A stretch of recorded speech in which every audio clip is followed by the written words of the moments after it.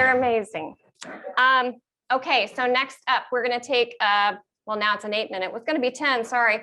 You get an 8-minute break, and then program will pick up at 8. Something else? Nope, that's it. Okay. Grab some food now. What's the total now?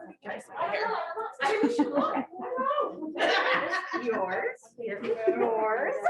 Hey, they're identical. I know. Well, I think yours is makeup. Oh no, mine has a lot of makeup. You guys did great. Oh, thank you. You do great every day with what you do, but it was awesome to hear your story. I will talk to anybody about my job. Yeah. I think this is my family in the front row. Yeah. Oh. So these are two of my daughters and my grandson and my husband, and they all support Are you so this. proud? So awesome. They know that mom is gonna run around downtown Peoria. Hi, And, you know, it's just. I love it. Your grandma's a pit bull. Yes, she is. And we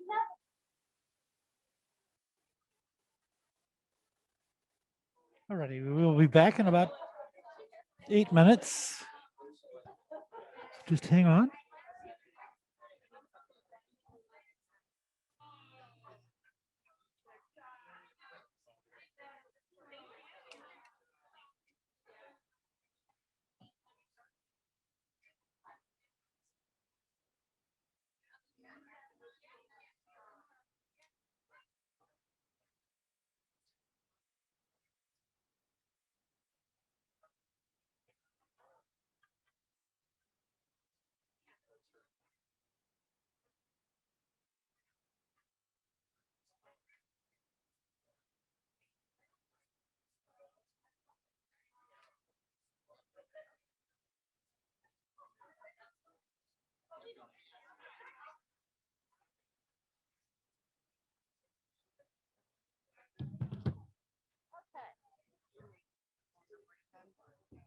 No, because we got people online, so we're just taking 8 minutes.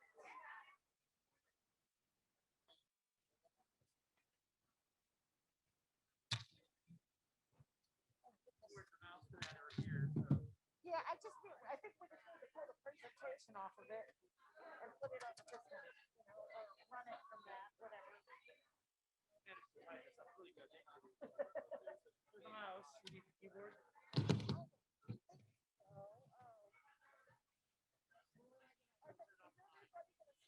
No, I've taken it offline. Okay, cool. Okay. Yes. Because we had a panel discussion. We can move them.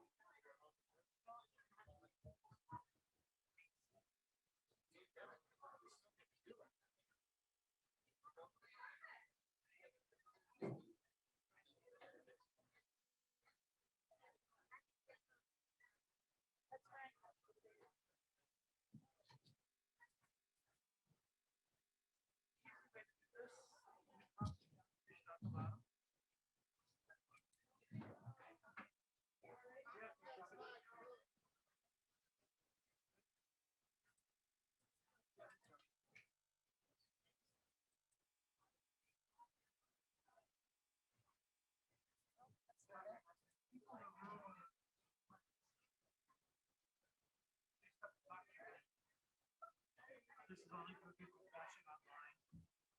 You didn't arrange that. No, well, yeah, we're learning. Pocket, cells.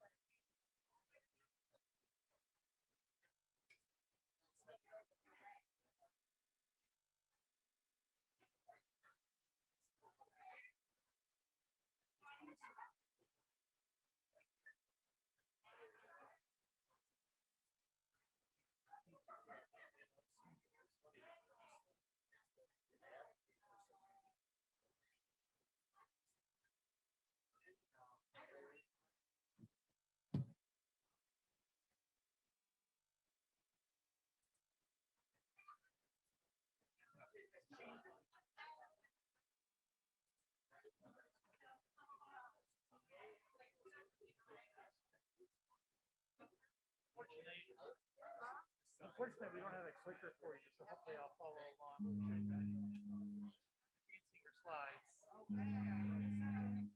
I'll try to keep up with you.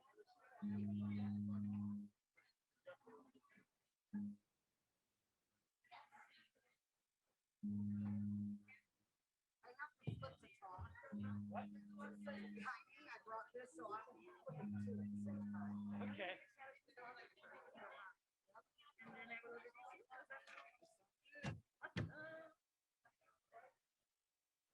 Are you gonna stand or are you gonna grab a chair?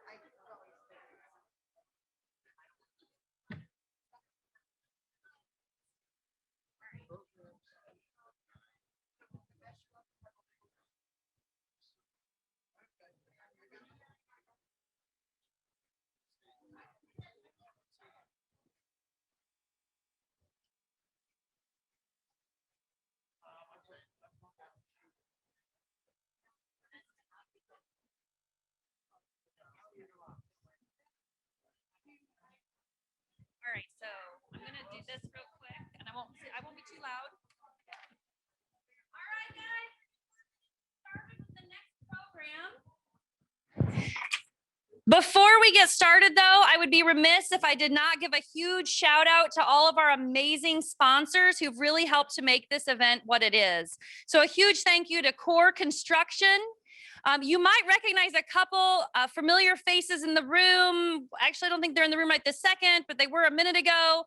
But Rick and Roxy from WWCT, they are here. They've been having a competition on the radio to raise money against each other, but they're here and they're going to be providing music outside as well.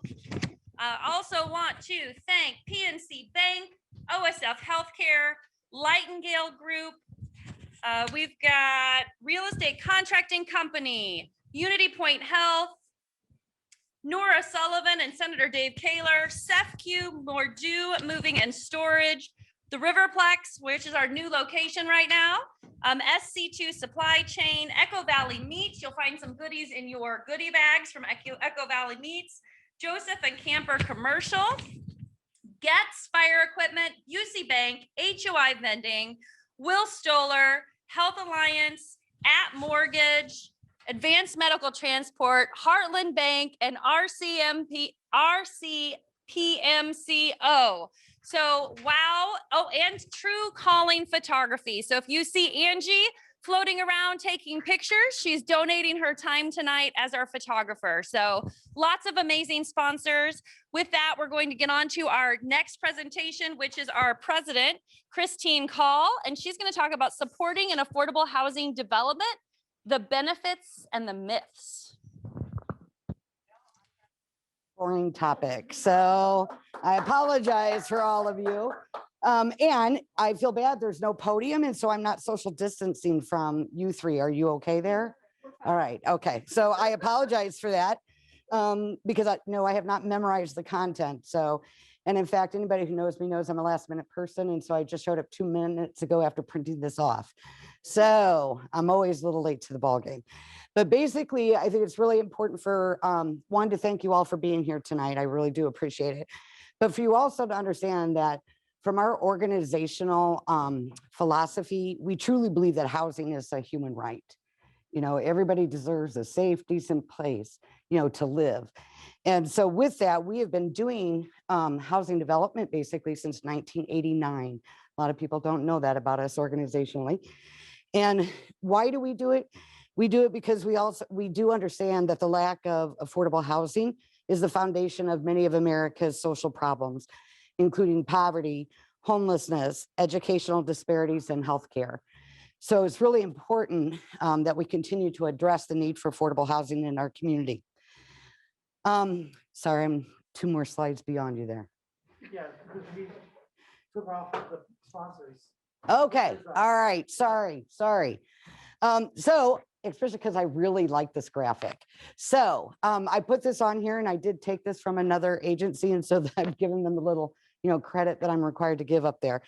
But I like this because I think a lot of people really don't always understand what we mean when we talk about affordable housing. And basically the government defines affordable housing is when a household spends no more than 30% of their income to live there. Okay, so that can include everything: rent, utilities, and insurance. So basically, if you're in a housing situation that's costing you more than 30% of the income coming into your house, you are not in an affordable housing situation. Most people, when they hear affordable housing, they strictly think it's all low income and subsidized. That is not what affordable housing in its broadest concept is about. And so I like that visual just because it shows what 30% would look like in a pie graph. And then it gives you examples of the other expenses that a household needs to use, types of things that a household needs their money for, you know, so transportation, clothing, food.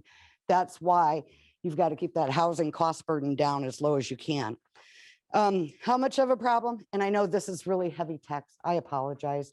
But basically, I think one of why I wanted to refer to this is that there is a housing study center at Harvard University, and their recent 2020 report came out and it had a lot of good data in there. And even though housing affordability also affects homeowners, the majority of the housing affordability issue is for the renting population, which is still the significant amount of people in our community, in our state, and in our country. And so renters experience housing cost burden double that of what homeowners do. And in 2019, basically 1 out of 5 homeowners were what we defined as housing cost burden, meaning being over that 30% threshold, compared to almost 50% of your renter households are above that standard. And among the renters that have annual incomes of less than $15,000, almost 85% of them are housing cost burden. And I know sometimes trying to understand what $15,000 means is, you know, most people are like, oh, who really makes that little money? There's a lot of people that make that little money. And we're going to talk about that. I've got some examples and stuff. And so this truly is a huge impact. And then certainly there's racial disparity. And so Black and Latino renter households experience cost burdens of 53 and 51% compared to only 41% of white renters. So next slide, is there enough affordable housing now? Because that's always some of the question, you know, is why do we keep building affordable housing?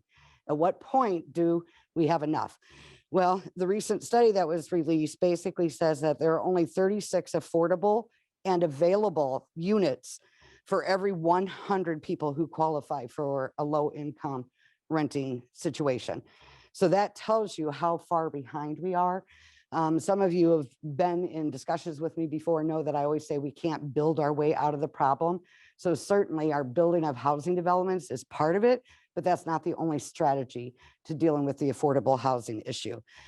For very low income renter households who earn less than half of the area median income, there's only 57 affordable and available units for every 100. Now, again, I've got the dry topic here, okay? But area median income, for those of you who aren't familiar with that term, is a term the federal government uses, and they analyze statistically based off of everything from census information, employment information, all kinds of stuff that looks at in metropolitan areas, you know, how much does a 3-person household bring in? How much does a 4-person household bring in? And then they set that as the area median income. So when we are talking about generally low income households, it's anything below that threshold. What a lot of people don't realize is that the area median income in our area for a 4-person family is right under $50,000. Okay, so you're talking that if that's the median is half, you've got half of the population who live below that figure with that number of people in their household. And those are the folks who need and qualify for low income affordable housing. Okay, I put up here, this little chart here is from the US Department of Housing and Urban Development. I put it up there because it is relevant when we talk about how much does housing cost. Okay, so HUD annually publishes something called the fair market rent. So what they've done is they've analyzed in our community how much our rent's going for. Okay, so a 0-bedroom is like a studio apartment, then a 1-bedroom on up, and you can go this chart. So the 2021 figures, I have both years on here because the other data has not yet been updated beyond 2020. So, but the new FMRs are out. So in other words, to rent just an efficiency or studio apartment in our metropolitan area, this is Peoria specific, is $631 a month. Okay, and that's not usually including utilities. Utilities are usually above and beyond what these FMRs are listed up here. Okay. And that's fair market rent. So they're just strictly the rental market. And Molly's team, who just spoke a little bit ago, the outreach and rapid rehousing team, they deal with this issue all the time when they are trying to find permanent housing. Because when we go and look for permanent housing, we cannot put somebody in housing that is above that 30% threshold. If we are using any kind of rental assistance, we have to find housing that's below that 30%, including utilities. So I don't know about you, but I would suggest that you go and Google and try to find an apartment in Peoria. Okay, if you are single income household that meets that 30% threshold for your income level and allows you to pay for utilities. They are very few and far between in our community. These I put up here because one, they have graphs that I can't create really well on my own. But what I listed on here is there's an agency called the National Low Income Housing Coalition. And on the last page of this, I've listed the reference sources and websites. I didn't think to bring any handouts, but if somebody wants them, we will be sure to share them with you. But this entity publishes every year data about the the affordability of rental housing across the country. And they break it down. So this one is about just the state of Illinois specifically. Okay. And I know it's a little hard to read. I couldn't change. I was trying to darken their text and it wouldn't let me do that. But basically, if you look at this graph over here on the side, so again, remember, it hasn't been updated to reflect, you know, January 1, we just had a minimum wage increase to $11. This is still reflecting the $10 minimum wage in Illinois. And so each week you would, if that's your earning rate, you would have to work 72 hours every week to afford a modest 1-bedroom rental apartment on our market. Okay. I don't know about you, but you know, I'm a full-time employee and I generally am working 50, 55, 60 hours a week anyway by nature of my job. And that stresses the heck out of me. Can you imagine week after week after week having to work 72 hours just to be able to afford where you live? Okay. That's a pretty significant issue. Huh? Low-income people, that's their life. Yes, it is. Absolutely. Way over. When you stuff say like 30%, that's almost like a fantasy figure from 20 years ago. Well, it's 30% of whatever they're making, though. So if their income has gone up during those years, that 30% standard for that household would I go know up. it's, thank God you can help put them into places, Correct. but a lot of times those places are going to be substandard. Yes, they are. Yes, they are. Thank you. You're getting to one of the points I'm going to come back to and stuff. So that's a good point to talk about. But on the next one, this is where I made sure that I pulled up the Peoria metropolitan statistical area on the column all the way on the far right of this. So you've got our statewide data, and then you have data that is relevant for just our 3-county metropolitan area. And so when you start looking at this, remember I told you, you've got a substantial amount of renter households. So in our metropolitan area, more than 1 out of 4 household is a renting household. Okay, so remember I told you they're twice as likely to be, burdened by the housing costs than somebody who's a homeowner. And then on here it lists what the wages are associated with each of those size of units. So an efficiency versus a 1-bedroom versus a 2-bedroom. So you start seeing that even at a 0-bedroom, at minimum wage, you just can't, it's not even possible. The numbers won't work. They don't work. So it has nothing to do with attitude, behavior, intention. I hear all the time, references of people being lazy and not wanting to work. The numbers don't work. Yes, they don't work. Then if you go to the next one, this gets at, I wanted to make sure I reference SSI. My guess is that almost everybody in this room or everybody listening to this remotely knows a person on SSI or SSDI, okay? Senior citizens, right? People with disabilities, right? Look at what they can afford. On the current amount of SSI payment, they can only afford to spend $235 a month totally on their housing cost. Housing, utilities, insurance. I can't even find a place, let alone a place that's not quality. You can't even find a place with rent that low. That is how out of reach affordable housing is for many people with disabilities and senior citizens. Okay. On the next page, I couldn't cut this down. Okay, because I know dry topic, but this one gets me excited. So let's talk about, other than Social Security, who are the type of workers? Okay, based off of the pay rate in our community, who are the type of workers that can meet the housing affordability standard? And if you start looking, I want you to look at this. You get all these career jobs before you get to a point where they can afford a 1-bedroom rental. Okay, waiters, waitresses, personal assistants. The list is pretty substantial. Many of you in this room work in these careers. Okay, certainly it doesn't specifically call out social services, but we're all underpaid. We would fall into this category. So again, this is not necessarily who people think of when they think of people who need low income housing.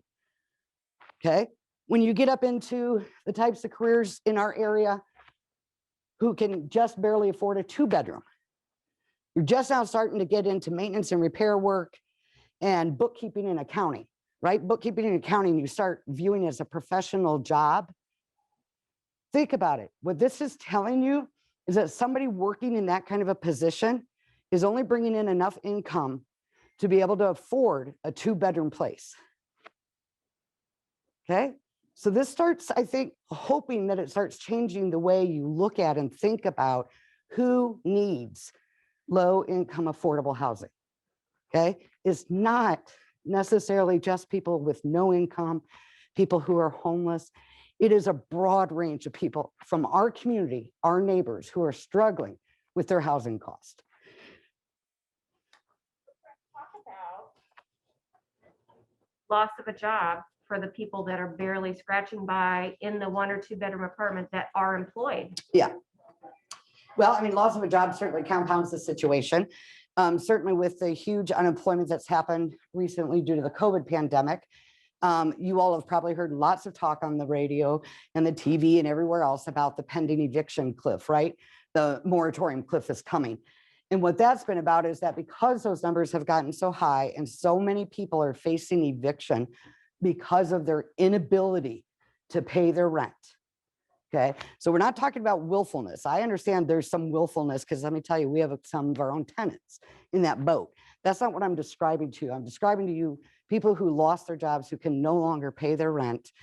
We blew through $440,000 rental assistance dollars in a 6-week period of time for that exact group of people.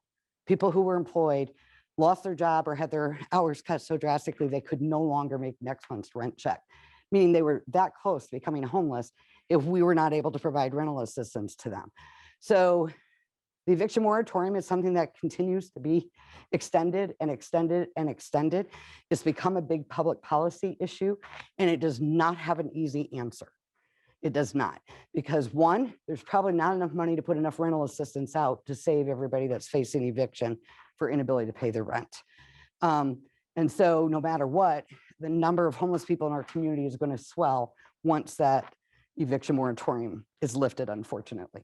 So I don't know that that fully answered your question, but certainly being unemployed complicates this a whole lot more. Even if I am already housed and I have to go look for other housing because I know I can no longer afford even where I'm at now that I've lost my job, I can't find something else I can afford. And so nor does a landlord want to rent to me when I say I'm now unemployed. So it starts becoming a vicious cycle that even if I'm trying to downsize to find something more reasonable, it just isn't there. I don't know, and I apologize because I wasn't here to hear the team talk, but I know one of the issues that we are facing ourselves right now is not being able to find enough rental units for people because of the moratorium. You know, there are people that through the normal course of turnover, so I'm not at all standing up here and encouraging people to be evicted. That's against what we believe in. But through the normal course of business, units turn over. That's not happening right now. So us even trying to find permanent housing for people is becoming harder and harder for us. And yet the team is so incredible. They do a good job. So let me just talk about some myths really quick. This one, so you all have heard of NIMBY, not in my backyard, okay? Every time we've tried to do a housing development, we have had to deal with NIMBY issues. We've had to deal with homeowners in whatever area we're trying to build in saying not here, okay? And that attitude most of the time is driven by false information and myths. And that's what I'm trying to point out to you. And I know there's lots of text, but they're under each of these, so I'm not going to read it to you. But basically, you know, I outline on here the reasons why that's not the reality. But basically, the number one thing we hear all the time is that affordable housing drives down property values. There are studies after studies after studies across the country that prove that that is not what happens. Does it never happen? No, I can't stand here and tell you never. What I can tell you is that it's not likely that that is what happens. In fact, most of the time, there's an economic return to communities when an affordable housing development is built. And I'm going to talk a little bit about that later on. The next myth that we hear all the time basically is, what does it look like? Is that going to look good in my neighborhood? It's not going to fit in. Everybody will know what it is, right? That's not true. Can you flip to the next slide? Is that what you think of when you think affordable housing? That looks no different than any other duplex in the subdivision in which I live in. That's a duplex. And it is one of our units at one of our properties. And it looks no different. I actually have just relocated to Washington. We all know Washington, you know, had the tornado right in 2013 that took out substantial housing units. A lot of the housing stock that replaced that are duplexes. They don't look any different than this. Okay, and you're talking huge income differences. Next picture up there is one of our other developments, New Hope Apartments. So again, it doesn't look unattractive. I put these two extreme differences up for different reasons. New Hope is sitting in a downtown metro area. That building blends in just fine with every other building around it, whether they're residential, whether they're law offices or anything else. It looks no different. It fits in. There's nothing special to note about it. No different than the duplex on the previous one that's sitting within a residential neighborhood, right? So when people develop affordable housing, they too want to fit into the community. They don't want to come in and not fit in. And many times when we're developing housing, we're held to, you know, building codes and zoning codes and all kinds of things in which we are asked those kind of issues and expected to kind of blend into the community. So most of the time, you do not know that you are just looking at an affordable housing development, okay? Myth 3, This one we get a lot, is that it hurts the quality of the schools and starts lowering standardized test scores.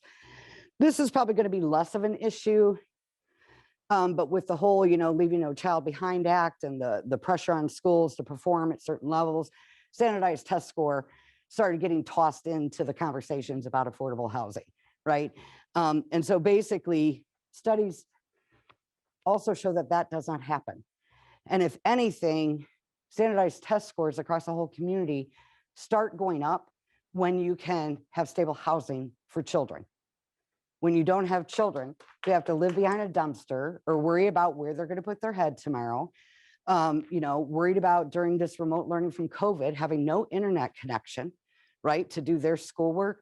When you start doing housing stability and looking at housing affordability, test scores go up for the entire community and the districts that are impacted by those kind of housing developments. Myth 4, how am I doing on time? Oh, we're getting close since we got a late start. Obviously, lots of talk about affordable housing brings increased crime. There are no studies out there at all that show that to be true. When that was one of the big concerns that was kind of brought up in our situation when we were relocating what used to be Phoenix House on the south side, okay, to New Hope Apartments. And so we actually did a multi-year data analysis. We had been there for 15 years. So we looked at basically the police calls over 15 years. And when you started analyzing them, sure, there were more when you looked at just on the face of it, but it was because they were medical calls. Because in our community, police respond the same way, is any 911 is going to trigger that response. So those calls get factored in there. When you start taking medical related calls out, we actually had a substantially lower number of police calls than many other multifamily apartment complexes in our area that aren't necessarily subsidized. So again, that is a myth that just has not been proven out. Last one I think I have up here is about that affordable housing is just another government handout. I guess I do have another one. And they kind of go hand in hand. So the myth about being a government handout, and the next one that talks about, that only the poor benefit from affordable housing. That's why I put that statistic up there about all the occupations that are impacted by the housing cost burden. Those are the populations that benefit from low income housing. Sure, it is also the very bottom income levels as well, but it goes all the way up to what's called 80% of that area median income. So when I told you we're roughly at $48,000 for a household of 4, 80% of that still qualifies for low income affordable housing. Okay. So yes, we're skipping through those. So just other economic benefits. This is kind of my last point. So go one more. So there's obviously, I shouldn't say obviously, that's why I'm talking, because it's not so obvious. There's usually a lot of greater tax generation actually. When an affordable housing development comes into a community, sometimes some of those developments are required to pay property taxes, not all the time. It really depends upon what restrictions are on the rent levels and stuff. But the other thing is that there's general tax revenue generating because you're housing people who then can work and not worry about where they're sleeping tonight. They can come back into the workforce and be meaningful contributors to our community. So they're generating taxes, right? They're generating sales tax when they now have, money to go spend on something because they have a job. They're generating income, taxes and stuff like that. So obviously too, affordable housing developments create jobs. They create jobs, significant jobs. Core construction will tell you that when we're building and are in construction, there's a significant number of jobs that are created to bring that affordable housing development online. After that, there's certainly the magnitude that we have during construction, but you have property management positions. In a lot of our places, we're staffed 24/7, so you have shift worker positions being created, and stuff. And so, our community support counselors that are assigned to caseloads of people who are living in our affordable housing developments. So it does create jobs. It also creates other opportunities for economic development. I don't know how many of you are aware, but there's an entity called the CEO Council here. Okay, I'm a CEO. I'm not important enough to be on this one. So the CEO councils are really big, important. You're talking CEOs of Caterpillar, Komatsu, Core, and they have struggled, frankly, finding and developing a sufficient workforce prior to COVID. Okay, we all know COVID changed some stuff, right? But there's been a big community organized effort to develop pathways to generate more people for the workforce, right? So, you know, and we happen to be on, there's like 3 prongs to it. We happen to be on the committee that's working through workforce development for people with multiple barriers. So things like homelessness, no childcare. But one group is just working on post-secondary certification, you know, for high school graduates. And then the third group is working on upskilling. So people who are currently working, but who want to advance, you know, and move on to the next skill set.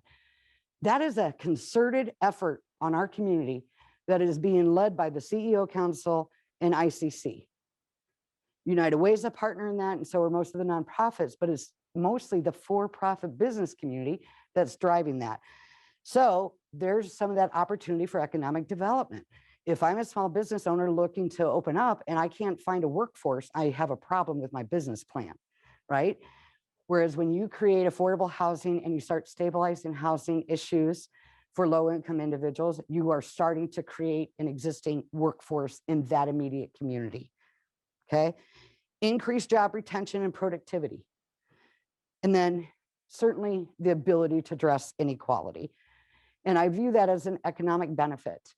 There's been a lot of talk about the, you know, the inequality largely tied, you know, to all of the, you know, public stuff that happened over the summer and everything, but inequality has always been an issue. Affordable housing is one pathway to addressing that. And inequality for that is not just a racial issue. It is certainly far more pronounced along the racial lines. I showed you that stat earlier, but it's also about people with disabling conditions, you know, not having a place to live outside of an institution, you know, and stuff like that. So, I mean, there are a lot of inequality issues that can be addressed simply through affordable housing creation. So that really, I'm done, other than I think I would hope somebody at least let you all know that we're supposed to be breaking ground, right, on the next couple of weeks. Oh, okay. So our latest development's been in the works for 2.5 years. We should have been breaking ground last week. However, it's a little cold. They can't dig and cut off the natural gas from the building that has to come down. So we're just waiting for the ground to thaw a little bit right now. But that will be a 24-unit apartment complex at 210 Northeast Madison. So pretty soon you're going to see the fencing going up and the signs for core construction and that and stuff. And so, you know, we're very proud of that. But I want to make a point about the 2.5 years, because what I will tell you about the development of affordable housing is that it is a long game. It's not a short game. I can't wake up tomorrow and say, I'm going to go build a place Monday. And Sarah's very grateful that I can't do that, aren't you, Sarah? And stuff. But it does. It takes a long time. New Hope Apartments that I showed you, that is a partnership between us and another agency, Peoria Opportunities Foundation. The two nonprofits came together because they were struggling to do it separate, you know, on their own at the time. It took 9 years from the conception of the idea to the doors opening. Okay, that's big. Now, that one got a little waylaid with some fair housing issues that I know I can't be talking about right now.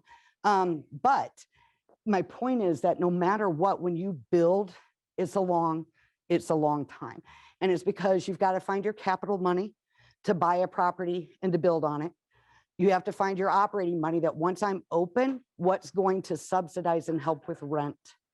And then I have to find the service money if it is for people with special needs.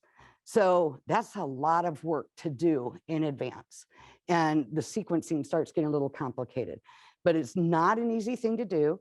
Having said that, what I'm going to say to anybody in this room is that our organization has tried for several years to encourage other organizations to do affordable housing development, okay? Because we can't do it fast enough. Other people, other agencies need to also start learning how and taking this task on. It also is going to take civic leadership and a commitment to it.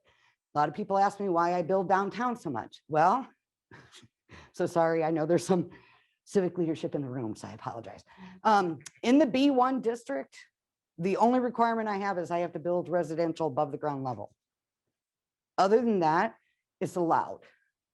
So I don't deal with the NIMBY issues, you know, that we've dealt with when we try to go into communities, but that's unfortunate, you know, because I do believe what I'm standing up here and telling you, and I think that these projects can create a lot of potential if our communities start being more open-minded and willing to consider and accept, you know, affordable housing units in their community. That's because we want to live where we work. That's right? correct. And wouldn't everyone else like to do that too? Absolutely. Did you all hear her? She's behind a mask. She said, because, you know, we all sitting in this room want to live where we work. And so it would be very nice to be able to also make that available to people who are struggling with housing cost issues.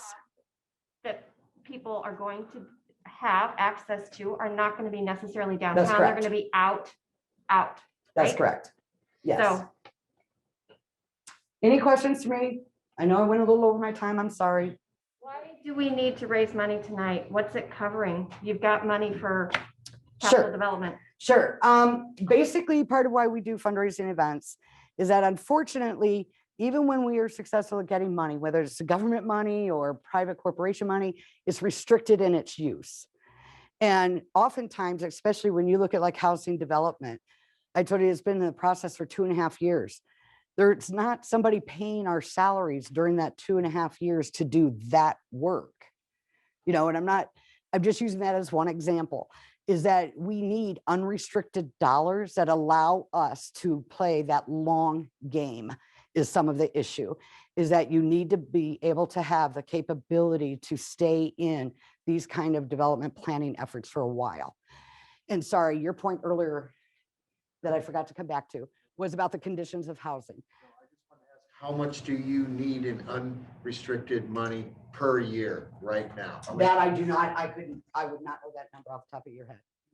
We wouldn't turn down 5 million. No, I know. But how much are you generating? We find a use for it, but no, I really don't know. What I do know is that our unrestricted dollars have been impacted by COVID. You know, every nonprofit, every charitable entity in the country is struggling with that right now. Overall donor dollars that are the unrestricted sources are down.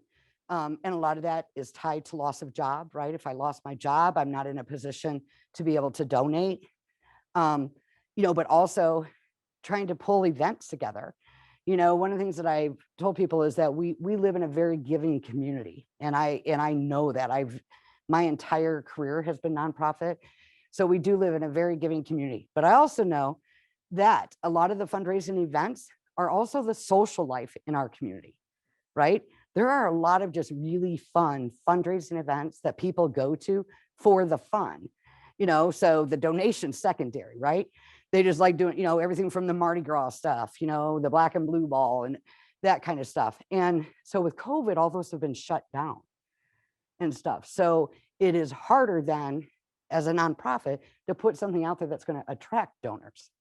It's harder to do, you know, and Kristen would be better served to talk about that, but we will not turn down your $5 million check tonight, sir. Okay, how's that? But I did promise I'd come back to the quality of housing. That is the other leg of affordable housing that we didn't discuss. And that I've been in a room and, you know, I will name this person, Ross Black, you know, and he and I, and we work well together. So this is not a negative comment, but the point that I've heard him make, and this is true and needs to be understood, is that right now there's a lot of affordable housing in our community, right? Because there's a lot of vacant housing in the distressed areas. So frankly, there's a lot of affordable housing. That doesn't mean it's quality housing. It doesn't mean it's housing I'm willing to put my head on a pillow in tonight. It doesn't mean that they have utilities running. You know, they could be in utility shut off. They could be in situations where, you know, we had a situation 2 years ago where a landlord made it through our inspection, right? And then as soon as we moved our tenant in, he showed up the next day and pulled all the appliances back out.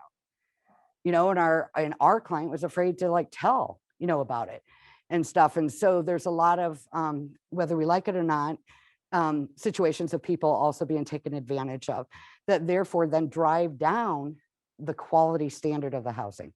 So Ross's point is there's a lot of affordable. It doesn't mean it's good housing. And I think sometimes we lose sight of that as a community. Our job should be about focusing on good quality, affordable housing. Okay, any other questions for me?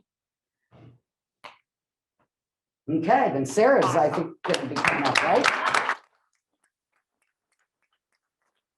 There was a reference page, and like I said, if anybody wants to let Kristen know if they're interested in this at least cites all the sources I had, but it also is just some good general information.